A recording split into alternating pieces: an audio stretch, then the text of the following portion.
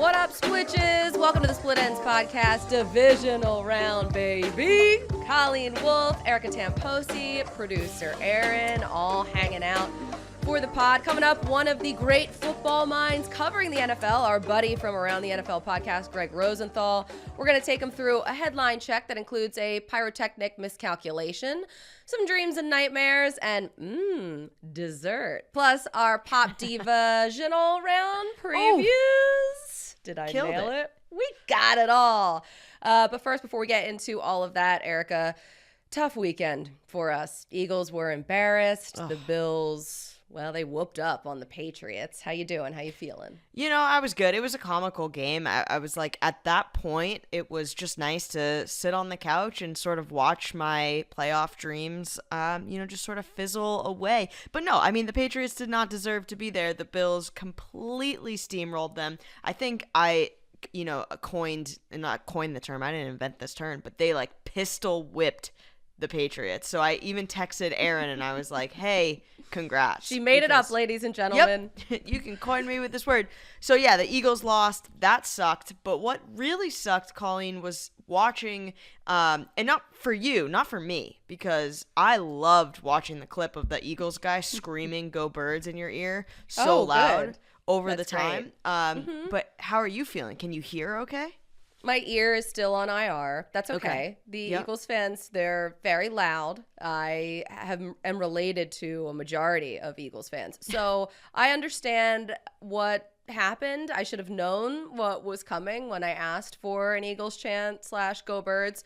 Willie was basically my security. We didn't have any security, which we normally do. And so they just like popped up a tent in front of the stadium and had us sit outside. And so people were just like coming by, shotgunning beers. Like, oh my God. It was a little chaotic. It was fun though. I mean, we had a blast. There was like 30-mile-an-hour winds, so that was cool. But luckily it was in the right direction. So it was sort of like a Beyonce fan, which I loved. But it was a wild day, starting with the man that screamed in my ear. But then there was an argument on my flight home. There were two guys that were like yelling at each other, and one guy said that the other guy assaulted him in his seat. So I was like very worried that we were going to get diverted. I just wanted to go home, you know? Oh my gosh. I had to watch the tragedy of the Eagles lose to the Bucs. It was way worse than I thought it was going to be. And then it also became comical. Were you near that fight, or was it back, not up in first no, it class? was in the same row. It was in the same row as me. I don't know what was happening, but American Airlines usually has these things totally under control and nothing ever goes wrong. Get your stuff together, AA. Yeah. Yeah. It was a tough weekend, so I'm sorry that you had to go through that, but we both did. So I guess in solidarity, it was great. It was Jet's birthday, and we went axe throwing, Colleen, which was super fun and actually harder than it looks. Because it's like a 2-pound tomatoes. Boo.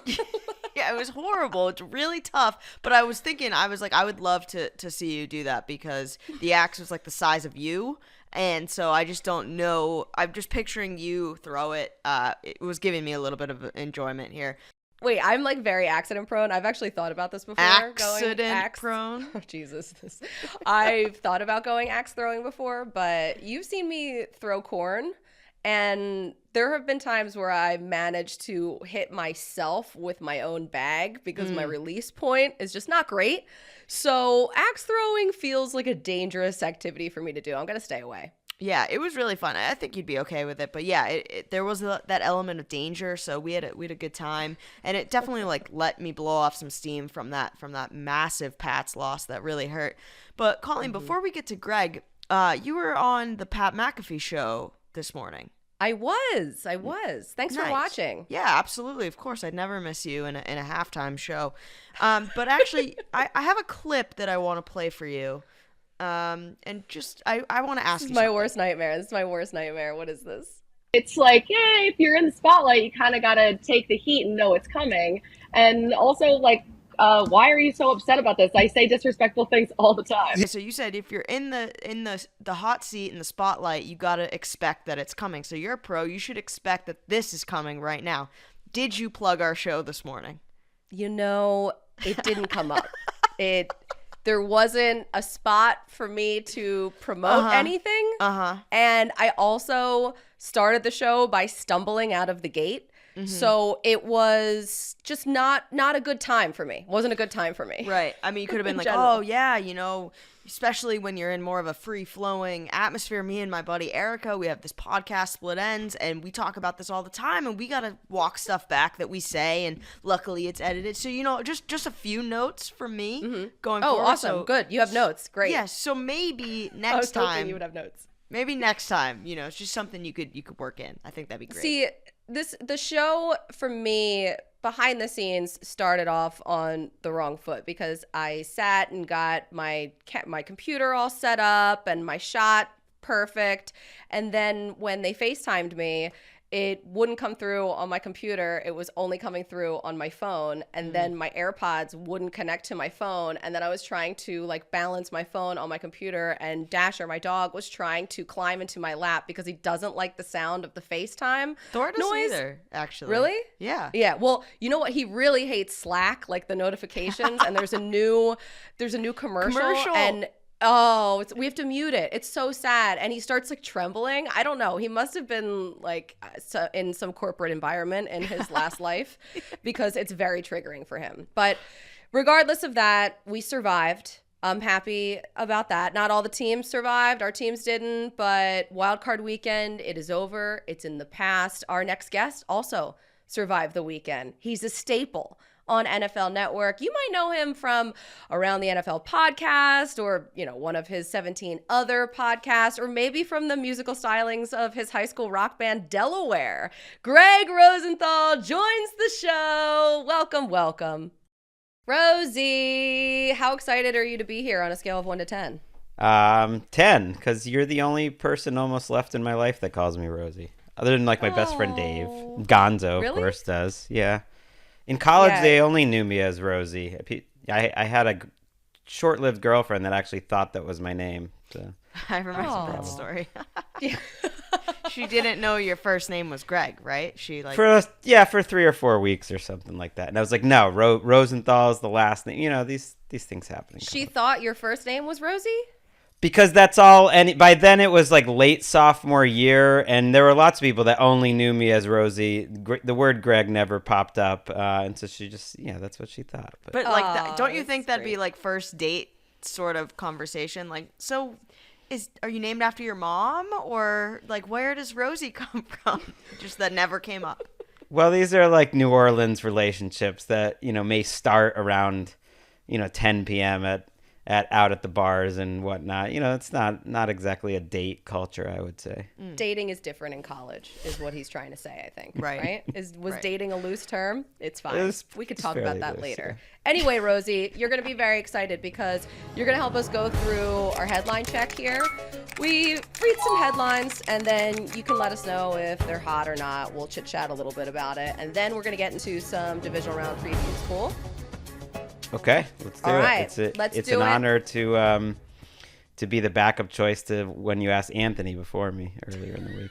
Yeah. Well, we needed some big name pop, but I guess if we're going for the biggest name in the football world, Mina wasn't available either today. So Right. glad that I you're was here. probably like 7th down the list. And all of our listeners know who Anthony is, by the way.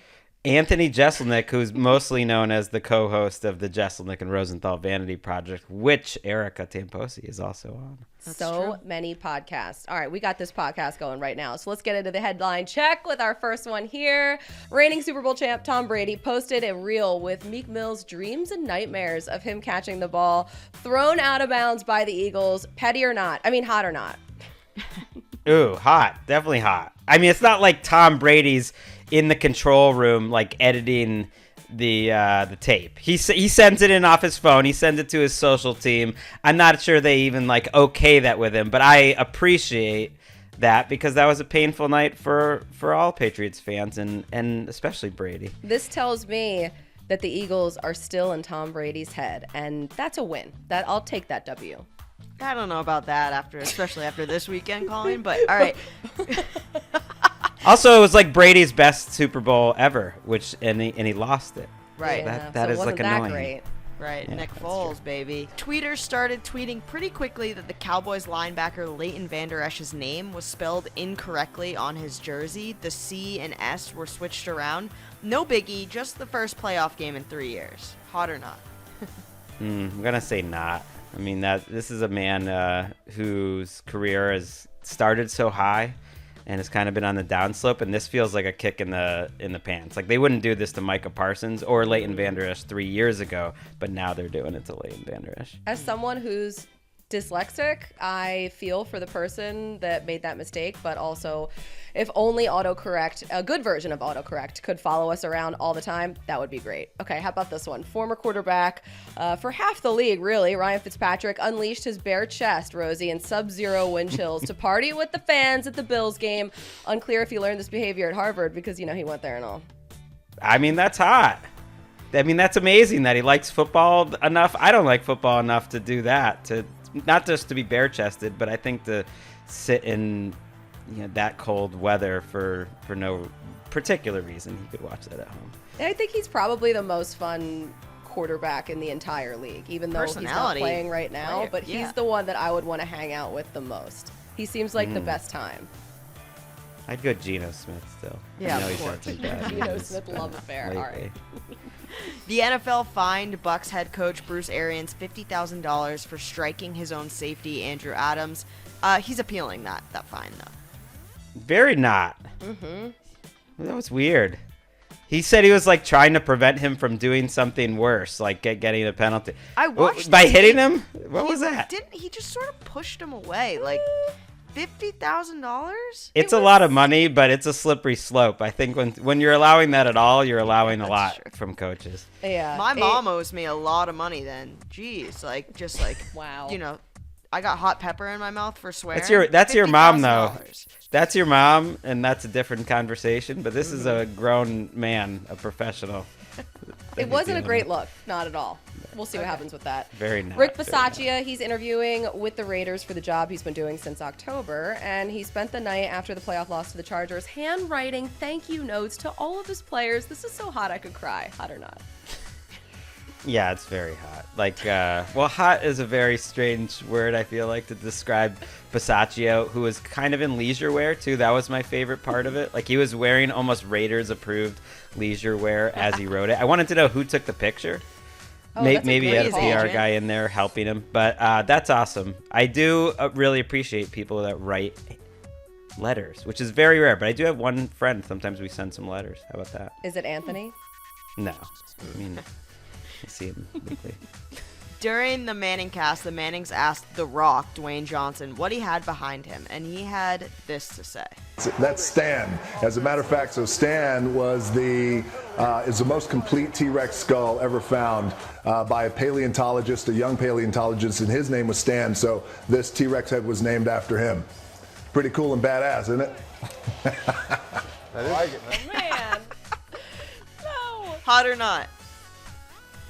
Like, embracing your passions and taking it all the way is hot, but a T-Rex passion, I feel like, just personally is not. So I'm But going also, not. too, if it's the most put together T-Rex head, like, shouldn't that be, like, in a museum? Like, I don't think The Rock should be like, oh, yeah, see this one? Like, I was thinking about that. Like shouldn't that be documented showcased? somewhere? Yeah. I feel like T-Rexes are well represented at museums, though. Like, they're out there. Yeah, but the most it is the top. They're all over the place. At this point, they're overrepresented. Greg is some other so dinosaurs not should. impressed. Yeah. Yeah, wow, other you- dinosaurs could use a little more representation. is all I'm Basically, saying. every single headline, he's like, it's not hot at all. That's Yeah. cold. That's very cold. What about this one? The Kansas City Chiefs, they scored so many touchdowns. Arrowhead Stadium ran out of fireworks, and they alerted fans with a message of apologies on the big screen. I'm going not again because it's a good bit, but it's a bit. Like they've done this before, and they do this. It's a nice way to trash talk. So maybe I'm convincing myself it is hot. It's kind of manufactured. It's like it's a little much. Yeah. They could buy more fireworks. Right. They should plan for this for sure. I mean, they do. They plan for this to happen. They're like, if we go to this if we go this high, we're gonna. I don't even necessarily believe it because they've done it before. How sad for the Steelers too. Like they're losing, and then they have to see that though. Well, that part's hot. Okay, I'm going hot. Yeah. During the last wild card game of the weekend on Monday night, Kyler Murray and the Cardinals didn't exactly show up to SoFi. So when Kyler threw that pick six, Booger McFarland reacted by saying, "What in the Carson Wentz is that right there? Hot or not?" That's hot. That's a good reaction. I think a lot of us were having that. Actually, I was having the reaction of just looking at my kids jumping up and down like the happiest people they've ever been at that moment. Wait, why were they so happy? They were the Rams fan. We were there, and that was just like that was the moment where it was like, oh yeah, this is just gonna be a party for the next hour and a half. Yeah, we were all. That was awesome. Montel Jordan did the halftime show. This is how we do it. You would have thought that I was at the biggest concert of my entire life. Like there was a bunch of us from work there too. We had the time of our lives. Montel Jordan still can get it. Wow, I didn't know that you were such a big Montel fan. That's awesome. Good for you. He was quite good live. I will say, amazing. like he delivered. He delivered. All right, this headline's going to deliver. Andy Reid was asked if the Chiefs have the same championship hunger, and he responded with this. Well, if you like chocolate cake and you eat a piece and then you have one dangled in front of your face, you're probably going to want to eat that too. Not much is going to stop you. So, I mean, that's how you feel about the Super Bowl. I mean, that's that is the chocolate cake with the ultimate frosting. And I love Andy Reid. It's definitely hot. I love he compares everything to food, which is just I appreciate. His food analogies are better than anyone else's in the league, and just to compare the Super Bowl to chocolate cake, you know that's not going to go away at all. So if they do make it to the Super Bowl, I only hope that somebody has chocolate cake there. You'll bring it to him or whatever. I love food too. Like I make food analogies, but when Andy Reid says it, you really believe it, from him. You listen. But is chocolate cake the Super Bowl cake? Like, would you like a marble? Would you like a red velvet? Like, I don't know if I agree with the chocolate cake as the Super Bowl, but he must really love chocolate cake. Yeah, for that sure. must be his number one go-to. So now we know that. I'm doing the Super Bowl post-game show for work, so I'll make sure to bring some chocolate cake just in case Casey's there. That's good. You should have it on hand just in case they're not, too, I'll just give some cake to whoever wins, yeah. Just be like, here, take some cake. Okay, so Jason and Andy Travis... Reid couldn't make it here today, but here you go. In his honor, we're going to eat some cake. Jason and Travis Kelce's mom went to both games, starting in Tampa and flying to Kansas City to make it there by the fourth quarter. She surprised Travis Kelce with a question at the post-game podium, asking him about throwing his first playoff TD. That's hot. I mean, mom. What's hotter than mom love? I mean, the word "hot" is, I guess, the issue I have with some of these. So that would not be hot then. I mean, I like it, but the word you're asking for is hot. So it's not. Okay, so you love nothing hotter than mom love. I think is what you said for that one. So we'll write that one down. Great. Rosie thinks Kelsey's mom is hot. We got it. No problem. Yep. You heard it here first. Lastly, Dolly Parton turned 76 years old today. Hot or not? Oh, definitely hot. Gotta go hot. What a songwriter. She's the hottest. Wicked Always hot. has been. Wicked hot. Yeah, so that's what's happening in the news. Dolly Parton, just a true gem. We love her so much. Hey, Greg, there are 8 teams left. Can you believe it? I can believe it. So that the hot or not is the quote unquote fun that they're talking about, because I always see when they put the Split Ends podcast promo at the bottom of the screen on NFL Network. It always bothers me because it says Colleen Wolfe and Erica Tamposi talk about all things quote fun around the NFL, and I'm like, why is the fun in quotes though? It's in quotes. The quotes make it seem, I don't know what it is, but it bothered me. The quotes bother me. Well, I don't know who to bring that up to, but that's terrible, and that needs to change. Someone out there take those quotes down. And also, what? That's the tease for it? No, we got to fix some things. We need to do some housekeeping around here, and it's going to start right there. It's like you think it because the quotes make it seem like, well, it should be fun, but there's something wrong with the quotes. So wait, Okay. so was that a backhanded compliment? Like you just had fun during Hot or Right. Not? I or was you saying were it was more fun than the quotes. It was also that screen. It was frozen on a screen down by stage 5 for like a week solid straight. Just that exact quote. It really bothered me. Good. That's good. That's great. All right. Well, Sorry. speaking of fun, Erica came up with a really fun segment. So we're going to preview the divisional round with it. Erica, you want to explain what's going on here? Yeah, and take note, Greg, that she just said that Erica came up with it. So you know if it flops that I'm gonna take the fall for it. This is Erica's her baby. This is her little, tweak saying, "Oh, Erica, here's this great segment." So we were It's trying also to think. let me know it's like it's not JRVP or around the NFL, because you wouldn't come up with a segment for those. Yeah, that's true. And if you want to get into that, we can dive into that too. But I'm Seems happy. like you guys have a lot of things to unpack. We have a very much. Do we want to do that? Do we want to No, start with that? there's not enough time. So so we were thinking, okay, everybody, no offense, like there's a lot of other podcasts around, the league in general that just preview the divisional rounds. And we don't want to do that here because we're quotations fun, right? So we don't want to just look at this weekend coming up and just preview them, because who the F would want to listen to that? You know what I mean? So here's what we're going to do. Introducing the Pop Diva divisional round. How would you say that, Colleen? Pop Diva-sional round. It's just like that. It's just like that. So we were looking at it. Divisional round? Diva-sional round? Diva, right? So at first I was thinking, I was like, okay, 1999, Genie in a Bottle by Christina Aguilera came out. Following that 1999 season, in 2000, Tom Brady was drafted. So if we're looking at this game, we're like, let's give some hooks, some songs, some pop divas that we think for each of these games. So let's start with Bengals at Titans. Wait, I have a question. Why Genie in a Bottle? Like what had you on 1999 and Christina Aguilera? Because I was actually thinking about like, okay, how can we make this interesting? And I was like, what if the whole segment was Genie in a Bottle and like we could tell the future for what's about to happen in these divisional rounds? And then I was like, oh my God, Genie in a Bottle. When did that come out? And then it all sort of trickled in, and here we are, present day. And I bet you wish a Genie in a Bottle could have told you that previously, right? So Bengals at Titans. So Greg, we'll lift back the kimono here a little bit. Aaron and Colleen, mostly Aaron, who can defend himself here, wrote Hook, Since You've Been Gone by Kelly Clarkson, because Derrick Henry is coming back. And that would be sort of what we're looking at this game. But I was saying, I don't think Kelly Clarkson is included in these top pop category. What? Why Greg, this is Aaron, our producer. Aaron, This is Greg. Hi, Aaron. Hey, Greg. Well, why would she not be? That seems because I'm just bizarre. thinking if we're talking Beyonce, we're talking Mariah Carey, Genie in a Bottle, Christina Aguilera, Britney Spears. I don't put Kelly Clarkson on that level. I mean, Kelly Clarkson's got bangers way better than Genie in a Bottle.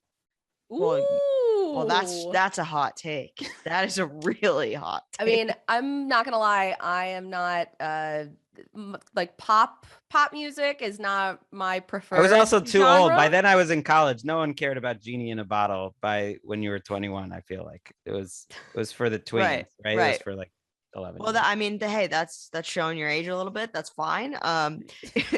Genie in a Bottle is a banger. But let's look at Bengals Titans. So since you've been gone, Derrick Henry's coming back. He's currently 9th in rushing yards. Hasn't played since October and still holds that. Colleen, you were looking at some hip hop songs potentially to put towards this weekend. What do you got?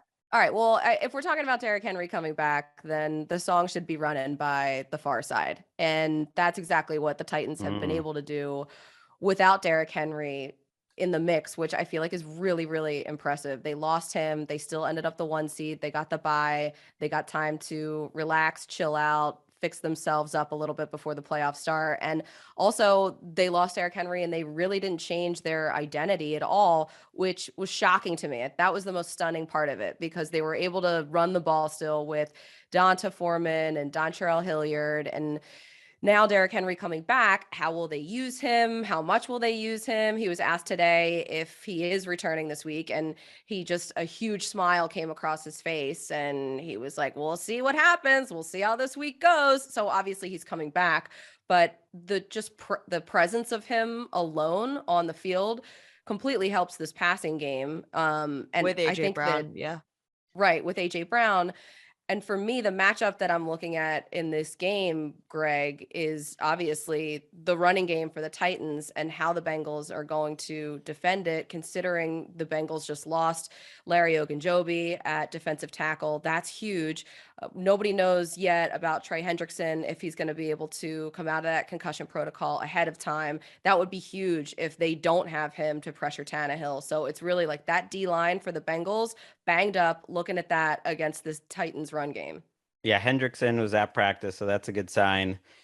They need him. But I just feel like the Bengals are a little overwhelmed up front on both sides. I just want to believe in the magic of it all, though. I feel like Joe Burrow and Chase and the skill position guys could overcome almost anything, and maybe they'll just win, in that they could win any game. Certainly a Titans defense that like gave up a big comeback to Davis Mills. It's not like they're totally unstoppable, but it feels like they're bigger, they're tougher on both sides of the ball in terms of their offensive line, in terms of their defensive line, and in terms of their coach. Like if Mike Vrabel and Zach Taylor like wind up having to fight to determine the winner after they play like multiple overtimes, like if that's then you have to go with the Titans.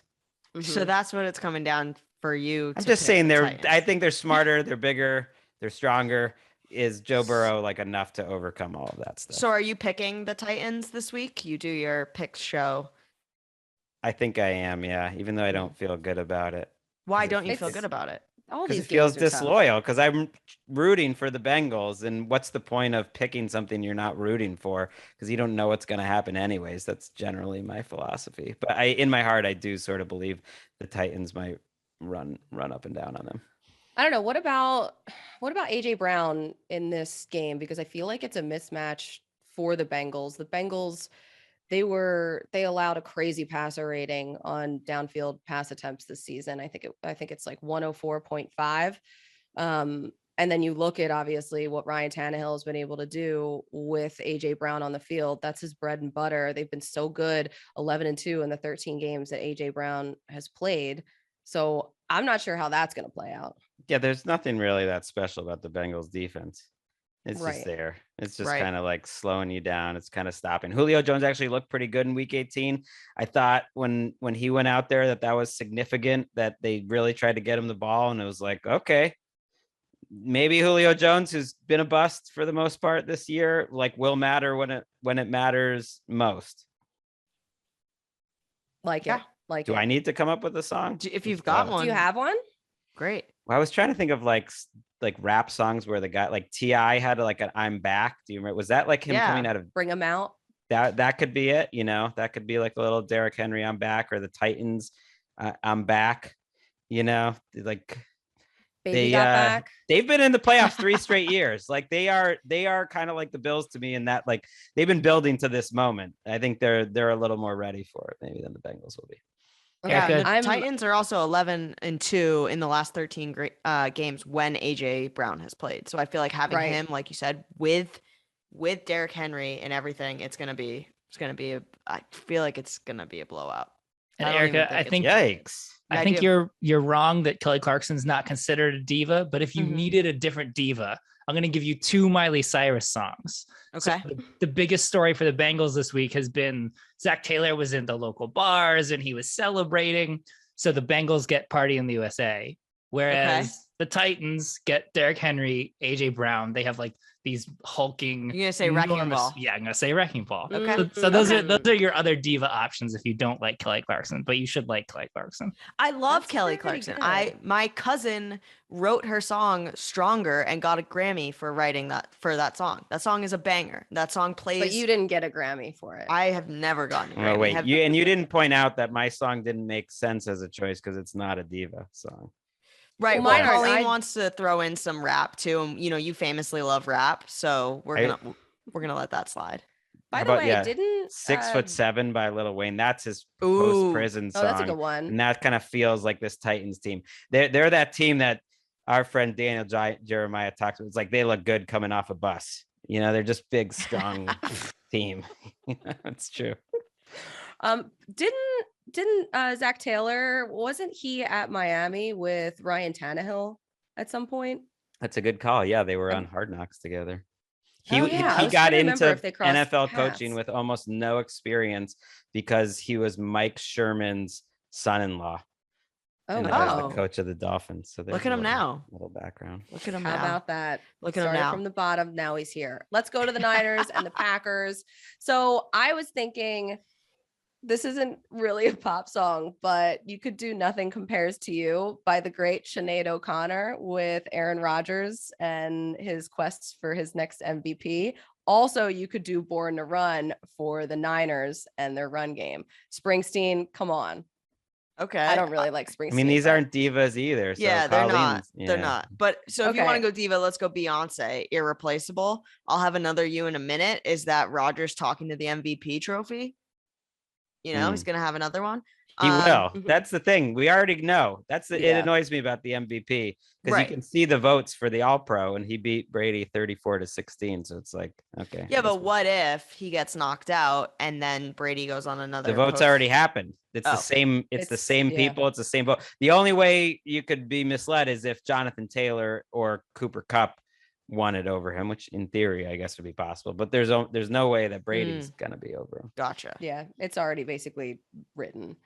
Gotcha. Also, producer Aaron has this one. Rodgers was drafted in 2005, same year as Pussycat Dolls. Don't the 49ers wish their quarterback was hot like Rodgers? That's hilariously bad. And you know what? Not a bad call. Maybe the Niners will be watching Aaron Rodgers in this game with some regrets. We bring it up every year. Or every time that they play. So I don't know why this time would be any different. NFL Research sent out a like their packet that they always do, and let me find this. So basically, I found this stat which actually blew my mind, and it said that Garoppolo will face Aaron Rodgers for the 4th time in his career and the 2nd time in the playoffs. Garoppolo has won 2 of their 3 prior matchups and has also done so with a higher passer ratings than Rodgers. Jimmy G, higher passer rating 2 out of 3 times than Rodgers. Like, I think this 49ers might be the worst possible matchup for these Packers. It's not a good matchup, but is that partially because they've been able to run the ball so well and Jimmy G hasn't had to throw a lot? Maybe. Sure. I mean, he's in the best situation possible, but that's true again. It's like, I think the reason for those numbers is he didn't have to play the 49ers defense. But again, I think that's kind of true that the 49ers defense is peaking right now, getting after quarterbacks. And the Packers defense was sneaky bad for the last 2 months of the season. I don't know what to make of the last 2 months of the season. If just because the Packers, the whole point of their season was to get to this point, and there is absolutely a possibility they'll just be better. They should be better overall.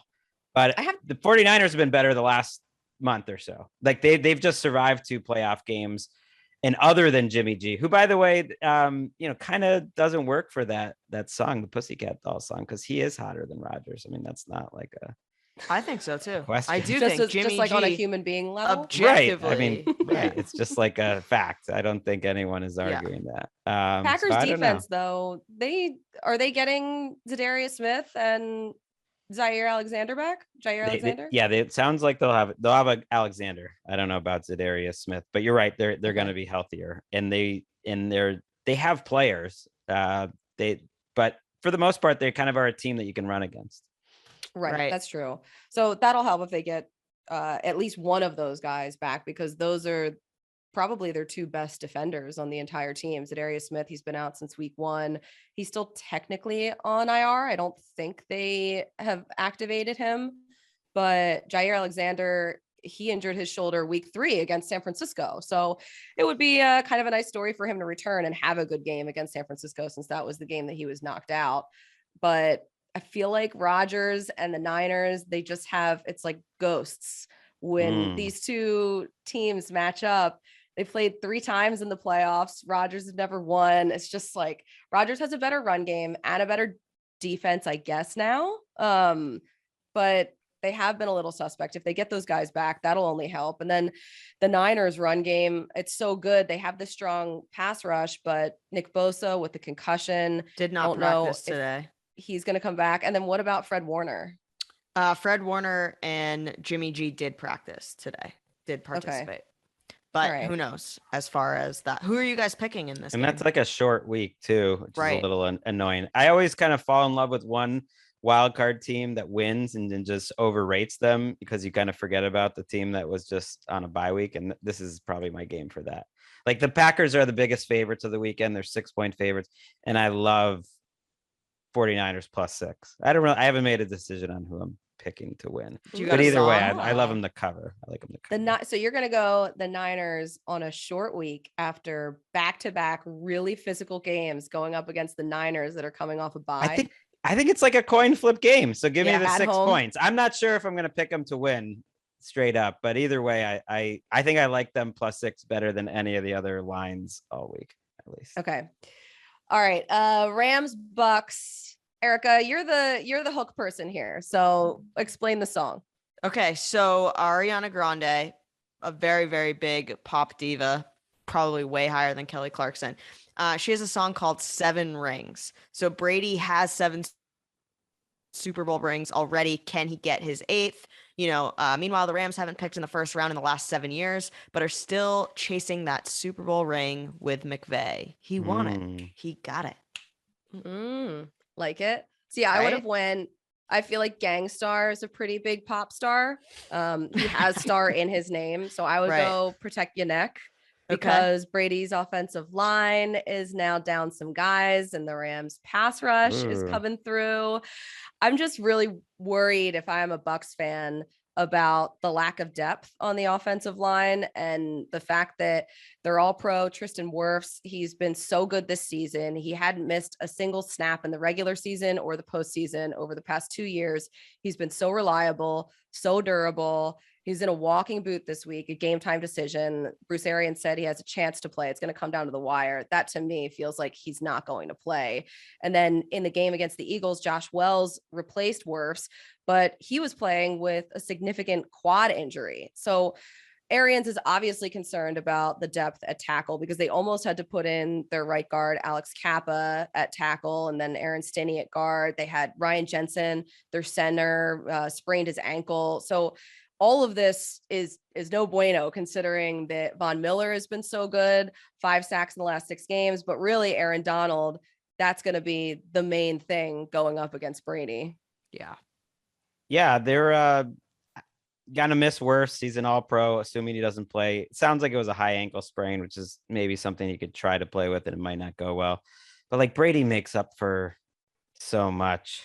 Like you can, it's crazy that them not having Godwin and Antonio Brown to me doesn't feel like that huge of a factor as long as the offensive line is good. And now, you're missing one piece. You can live without maybe one guy on your offensive line, but it's tough. I think it's going to be a defensive game. Both of these defenses have looked awesome for all the things they've lost in Tampa offensively. Their defense is healthier right now than it's been all year. Levante David being back last week. Devin White was like huge. Devin White. I think David being there kind of unlocks him. And just generally, you hear it from NFL defensive players too. It's a long regular season. And if there's a side of the ball that can kind of crank it up for a playoff run, it's a bunch of like veteran defensive players. And that's exactly what happened with the Bucks last year. I mean, that's why they won the Super Bowl, was that defense. And they're basically all back and they're all healthy for the first time all year. So that, if I'm Matthew Stafford, would worry. Brady is such a narrative guy too. He does the social videos. He has even if he's not editing them, Greg, like you said, but he's sitting there being like, I did the Lions wild card video and then we lost. Like, it's not about that. And he's like looking at camera, like he's doing all of this kind of stuff. So there was all that talk. Tom Brady's never won a game in California or LA specifically. Then they come to SoFi and the Rams beat them in SoFi. So it's always like Tom Brady, every talking head was like, it's LA. He can't win a game in LA. I think that this game, now that it's the Rams, he has that circled on the calendar. And I think he's going to be like, everyone says like we couldn't beat the Rams. They already beat us. I feel like knowing him as well as we all do through, just what he is and stands for, I feel like this game to him has more meaning than just a divisional round game. I'm going to put on my Patrick Claybon hat and say, wait, so you think he's going to try harder now? Yeah, I do. I don't know. I think he's been trying his hardest the whole time. Of course, but the way that he is such a competitor, I bet he like has pictures printed out with people's faces on them with tweets that are like Tom Brady sucks. Like I feel like he is that you think guy. He's printing them out. I don't remember any of this. Like he hasn't won in California thing. I feel like that was a huge stretch. narrative that whole stretch. week. I do think it has some meaning, not a ton, but some meaning that the Rams would beat him twice in as a member of the Buccaneers, especially that the Rams offense, both Jared Goff was okay in that game last year, but certainly Stafford this year like matched up well against this Bucs defense, that they didn't have a ton of problems. So I think that like matters. That was one of the reasons I was like very confident in that Rams Cardinals game. I know the Cardinals won earlier this year, but McVay had beat him like 5 straight times, and there were like schematic and personnel reasons for that. And I think they've shown in these two Bucs games that like they're not particularly afraid or overwhelmed by whatever the Bucs are doing.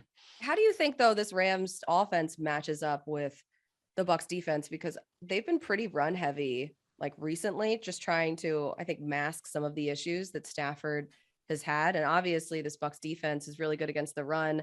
I feel like you can't really take anything away from the game against the Eagles. Like, what can you really learn? But before that game, there were a couple games they ended the season back-to-back games giving up over 100 rushing yards. I think it was 4 of their last 6 games of the season the Bucs defense gave up over 100 rushing yards. So they were getting exposed in some spots, but with Stafford and the mistakes that he was making before they kind of made the run game a little bit more of a focus, I'm just wondering how this will play out, because Stafford only threw like 17 times against the Cardinals. I think it plays out like a defensive game. Like I don't know. I'm not going to feel confident in whichever team I pick here. I'm leaning Rams just because Ellis You're going to pick right. Okay. I'm leaning Rams just because Ellis watches Game Day View every Friday, and like she gets upset if I don't pick the Rams. And she's like, that's my daughter, who is a Rams fan, and she's reminded me of when I'm wrong, when I pick against them and they win, she just makes fun of me. And so that's more like what I'm concerned about than, because I have no idea who's actually going to win. Gregg feeling the heat from critics in his household. I love it. Let's go to Bills Chiefs. The Sunday, is it night game? What time is that game? 6:30 Eastern. Okay. So the evening game. So Bills Chiefs, let's see. What's the hook here?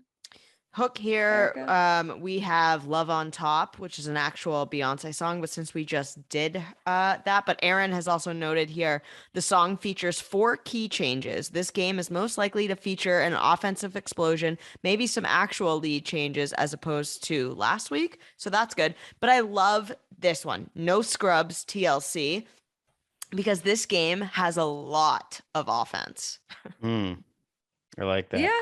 That could work. I'm going to go with Bring the Noise by Public Enemy since it's at Arrowhead. Also, we could do Mass Appeal by Gangstar, another Gangstar banger. You can't bring Gangstar up twice. Okay, right. So then fine, I'll go Public Enemy. You're really like zeroing in on a certain kind of old person's rap that I also enjoy. You're both aging yourselves. Okay, so I have like my favorite playlist on Spotify is just all of those like late 90s, early 2000s, I guess, rap songs. And that was the playlist I went through for this exercise. So that makes a lot of sense. However, when I look at this game, Bills Chiefs, they obviously played each other earlier this season. It feels like it was so long ago that happened. And there's a lot of things that are different about both teams at this point. Kansas City didn't even have Chris Jones on the field in that game, and they were toying with the notion of, they sort of played him a little bit outside, but now they brought him back inside, and that works way better for that defense. Also, Willie Gay they didn't have, Shavarius Ward they didn't have, and then on the Bills side, Devin Singletary, he's really emerged. The Bills did not have a run game at all in that first matchup. And then you kind of also have to consider the fact that the Bills don't have Tre'Davious White in the secondary, and Mahomes can probably take advantage of that. But it feels like two different teams almost at this point. Right. That was also the Daniel Sorensen game more than any other games. There was a few of them, but that was the one where Josh Allen just hit a couple big plays on Sorensen, and they were targeting him throughout the game. And now they've put Sorensen to the side. They are very different, but I think it was important for the Bills to win that game, to feel as confident as possible going into this. They've played him a bunch. I don't think Josh Allen can play as well as he did, but one thing they did do, especially in the first drive of that game, I remember, was call design runs for Josh Allen, and Josh Allen ran the ball decisively when they're in man coverage, which is what they're almost always in, and he can kill you that way. And I feel like that's the biggest difference between the Bills now offensively and maybe the first 12 games of the year. So around halftime of that Bucks game, Allen was just like, I'm going full Cam Newton, except I'm even a little bit better of a thrower than Cam Newton was back in 2015. And he's just been running a ton, and he's the best running quarterback in the league. I mean, him and Lamar Jackson are, and that makes him, if he's like playing like he's done against the Patriots, like almost unstoppable. But Mahomes is playing his best of the season too, which is a huge difference. Mm-hmm. Yeah, that's crazy. I mean, they beat them pretty. We were in London for that game, Greg, so it was like we were waking up and it was still in overtime in the following morning. But they beat them 38-20. And that's the largest margin of defeat in a home game for Mahomes' full career. So I think like you said, like Josh Allen kind of riding this confidence boost, especially coming off of this past wildcard weekend. Like, I really think that the Bills are going to win this game. Wow, I do too, but very I'm worried confident. that everyone thinks but you know, sometimes everyone's right. Everyone thought the 49ers were going to win that game last week, and it made me go to the other side just because I'm a pain in the butt. And you know, I should have just gone with everyone. Maybe everyone's right about the Bills. Maybe it's tough with the Bills. I don't think that they're going to be able to put together an effort like they had last week against the Patriots. That was just absurd. No punts, no field goals, no turnovers. They scored on every possession. It was hilarious. A perfect game. But sure, there have been moments where the Bills did not look like that this season. They lost to the Jags and they lost to the Steelers too. Right. So it's a great confidence boost coming off of that game for sure. I'm wondering on the other side with Kansas City in this run game about chocolate cake. If they'll be able to, yes, the chocolate cake, if they'll be able to run the ball.